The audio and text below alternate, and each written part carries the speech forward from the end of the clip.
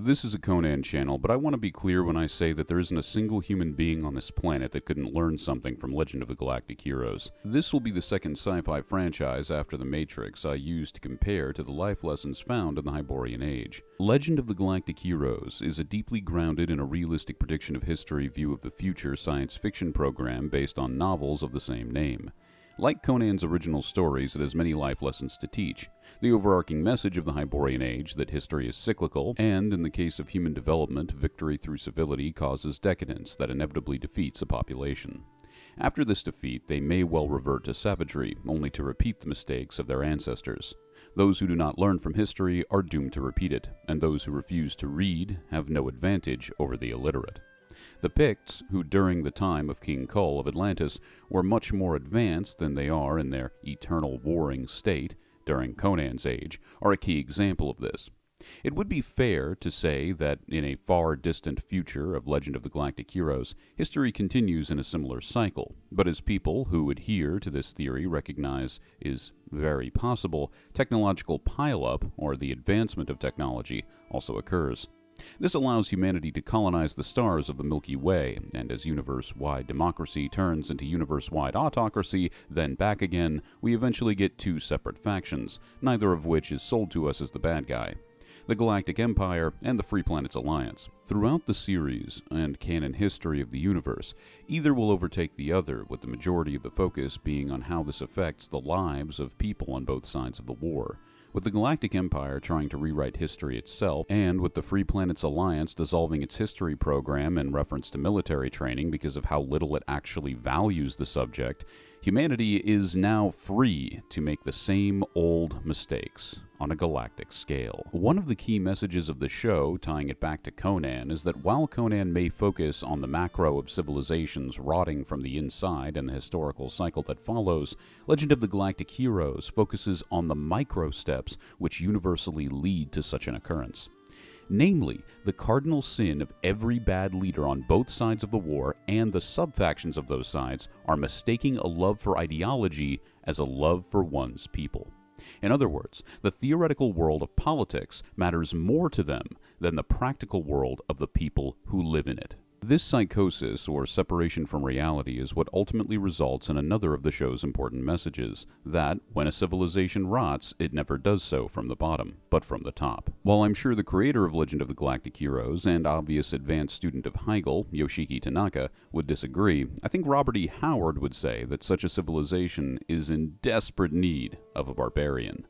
Buckle in, because the parallels between the universes are many, and this is going to be a long one. That's not true at all. I wrote that part of the script a really long time ago, and now I just wanted an excuse to talk about this series, because we're going to tie it back into Conan, but let's be clear. I want to talk about it. Grimdark. Half off! When it comes to politics in Conan, the first character that comes to mind is the son of the barbarian king Conan, Prince Khan, later known to many as King Conan II during his very prosperous rule of Aquilonia.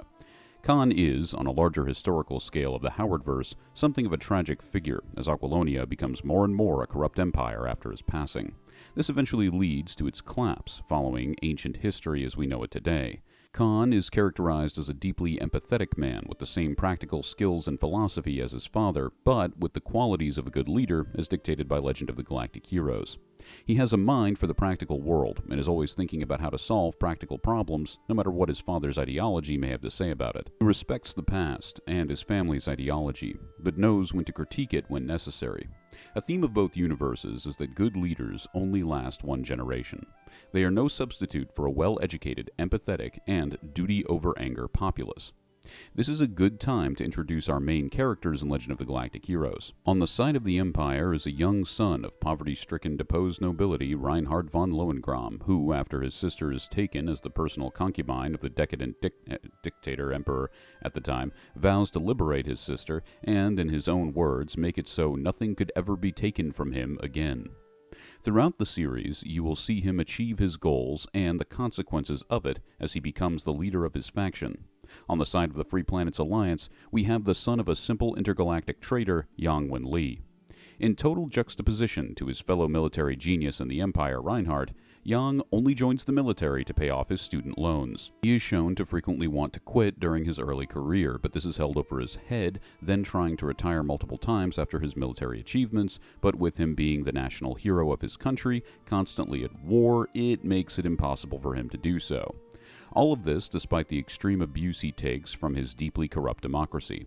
Just like Khan, Yang and Reinhardt are both ultimately incapable of stopping the cycle of history, thus implicitly the eventual rot of their own civilizations. Yang, having about 8 to 10 years on Reinhardt and being a bit wiser as an obsessive student of history, believes that what really matters in his life is how he treats other people.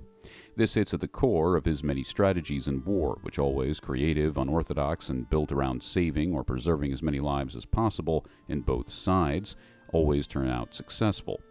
Yang and Khan have this in common. Khan can be seen arguing and fighting with his father in the newer King Conan series, not a perfect series, but it gets Khan and Conan quite right, in which he responds to his father's demand of him living as a barbarian adventurer to prove he is true to his father's ideology by listing all that he has learned of Aquilonia in his childhood from a practical perspective, all while fighting his father very well in a sword fight. This shows that while he may not be as good a warrior as his father, he was and is indeed qualified to rule Aquilonia as a just king. To Khan, the throne of Aquilonia's power is nothing more than a tool for the prosperity of the Aquilonian people. He truly cares for the Aquilonians and wants nothing more than for them to prosper. Depending on the canon, either Khan's mother was Belit the pirate queen or it was an Aquilonian woman. So he's either half Aquilonian or he is not Aquilonian at all, but he is an adopted son of this land, just as Conan was a foreign king ruling over them, and he genuinely culturally considers himself Aquilonian. However, much like Khan was not responsible for turning Aquilonia into a true empire like his father, Yang Wen-li was not responsible for positive reforms in his civilization like Reinhardt. As he lives in an autocracy, when Reinhardt gains real power in his civilization through a series of political and military promotions, he begins to institute reforms that replace irredeemably immoral, corrupt nobles with heroic, compassionate men that fit this sort of heroic idea of an empire, which Yang refers to as a government not by, but at least for, the people. Reinhardt is all about his ambitions of gaining practical power. The personal price for this power is very steep. First, he loses the man who was like a brother to him, Fleet Admiral Kirscheist, and then the sister he rescued, which implicitly romantically loved that same man, can no longer stand to be around him, causing her to flee from the nice home Reinhardt had set her up in after liberating her from being a concubine. This is ironically not something she ever did when under the Emperor's control, showing that she has more disdain for her brother, who has committed several war crimes by now, than she ever did for the man who had kidnapped her as a child. Reinhardt then goes through a serious, slow, and realistic mental breakdown, taking place over the course of several episodes of the show. As he continues to gain power, he becomes a more empty inside, cruel man, despite his continued commitment to creating a better world and adherence to personal ethics. This is a similar state that we can find King Conan in at the beginning of his newer series. After turning Aquilonia into an empire which encompasses at least all of southwestern Hyboria, he loses the burning fire in his heart for adventure and opportunity that once drove him to originally achieve his great heights of power. Of course, this isn't the same as committing a series of violent, bloodthirsty war crimes and killing civilians, but it is a loss of a flame. It's the loss of the reason he originally went after the throne and power, which originally was just a part of his many adventures. He did not plan on becoming a king. People often forget that Conan is a military genius philosophically opposed to the consequences of civility and its disaster for the human race when he's at his purest and not just a bumbling barbarian. Like Reinhardt, Conan, after becoming king, was a very goal-oriented person, more concerned with expanding his rule than retaining his own mental health. This comes to a head in the confrontation with Khan that ends in Conan crowning Khan as the new king of Aquilonia and retiring back into a life of adventure. However, Reinhardt's mental state at the time of his breakdown is a great example of where Conan's life would have headed if Khan was never born. With less extreme trauma, it would take much longer, but an emotionally sad end would have eventually taken the once powerful warrior after the death of the only woman he ever loved, in this canon being Belit long ago. Reinhardt and Yang, much like Conan and Thoth Amon, do not interact for the majority of their lives. But when they do in the original series, it is one of the most tasteful political exchanges ever done in television, if not writing itself. Both parties at this stage in their lives are intelligent people who understand the consequences of war and have lost those they love dearly due to the current one. Neither party is over-emotional about the other disagreeing with their worldview, as both have inherently realized the pointlessness of ideology in comparison to the well-being of human life. While most likely involving a sparring match, it's not hard to picture Khan and his father having a similar reaction to discussing ruling philosophy in the kingdom. Yang's final statement to Reinhardt is, "The right to violate the rights of the people belongs to the people," further explaining what he means by this by saying that if the people put a tyrant in power, he's there because of them, not because he's magically a bad guy or superpower charisma got him in power. He doesn't want people absolved of their responsibility to make the world better for future generations, nor does he want the glory of their achievements to be stolen.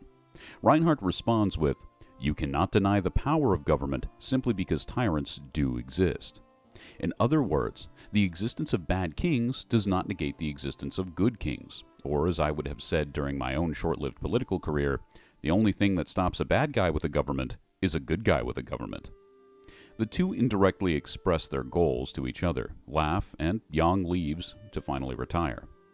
This is such a powerful moment for me as someone who personally took it upon himself to leave behind politics. The ending message tying us again back to Hegel. Any ideology, no matter how beneficial, even if the counter is not hostile to it, will spawn a counter-ideology, an antithesis to every thesis. This was an amazing statement because at this point in Yoshiki Tanaka, I saw a mastery of Hegelian philosophy better than most people who actively study Hegel and still use the term Hegelian dialectic to describe two ideologies opposing each other that eventually reach a compromise within a civilization. This was never what Hegel taught. Hegel viewed world history as having a spirit in its own right that expressed its will through the forming of new nation-states. A true counter-ideology would ultimately spawn a new nation-state with practices thematically opposite to those of the original ideology. This then creates a bank of governing practices forming two sides of a spectrum that many other new nation-states can take from. A great real-life example of this process would be the several different governing styles from monarchy to direct democracy which could be found across ancient Greek city-states. While these civilizations may go to war with each other occasionally, war, or the compromise that stops said war, is by no means a certain outcome. Going back to both series we're talking about today, during both King Conan I and Conan II's rule over Aquilonia, the most thematically opposite civilization to it would be Middle Eastern dark sorcery-fueled Stygia, even for the time having Conan's thematic opposite, Thoth-Amon, as its ruler being the High Priest of Set, or as I call him, Snake Pope. In the entire time either rulers were present over Aquilonia, only minor conflicts were had between these nations, if any at all. This is despite both rulers having a personal disdain for each other. Likewise, in Legend of the Galactic Heroes, while the two factions of humanity are currently at war during the series and the show's lengthy history, it has shown several periods where there was only autocracy, only democracy, and other times where the two sides existed but weren't fighting directly at all. Where the two universes act as advertisements for each other is with the aspect of Hegel that both parties ultimately disagree with. Hegelians, as well as crypto-Hegelians that would come after them, such as the far-left's Marxists and the far-right's Duganists, all posit an end to history. This seemingly comes from a paradox in logical thought within each of their ideologies that is ultimately built on a foundation of desiring to be objective. The stress this puts on the mind is very great, and inevitably, as a coping mechanism, there must be an end of history, thus final end to the mental suffering of dealing with all this information that gives the contemplator of it no practical advantage in life in most cases. In response to a perceived end of history, both Conan and Legend of the Galactic Heroes would say, history is nothing more than the story of humanity. So long as man exists, so too will new circumstances arise. Thus history will continue to be written, rewritten, and written again. The barbarian archetype, as I've said in previous videos, is the hero who shows up when the world is ruled by tyrannical bureaucracy, by people disconnected from reality, where the millions of unnecessary laws or regulations cartoonishly matter more than the citizens they were supposedly made to protect. By cutting this red tape, the barbarian puts the civilization back in touch with their initial reason for being formed, which should be to increase the standard of living and safety of its described tribe or people. Just as the rotting democracy and corrupt autocracy found at the beginning of Legend of the Galactic Heroes is an advertisement for the barbarian archetype, so too is the necessity of that archetype an advertisement for the main message of Legend of the Galactic Heroes. That message being, those who do not learn from history are doomed to repeat it.